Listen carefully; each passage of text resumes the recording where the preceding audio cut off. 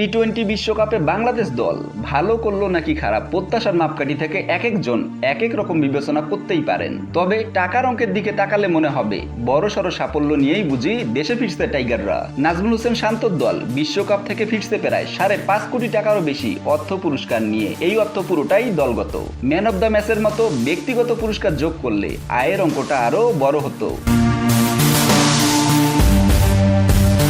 টুর্নামেন্টে অংশ নেওয়ার জন্যই আছে নির্ধারিত একটি প্রাইজ মানি, সেই সাথে যোগ হবে গ্রুপ পর্বের 3টি জয়। আবার গ্রুপ পর্ব পেরিয়ে সুপার 8-এ ওঠার জন্য আলাদা লাভের অঙ্ক।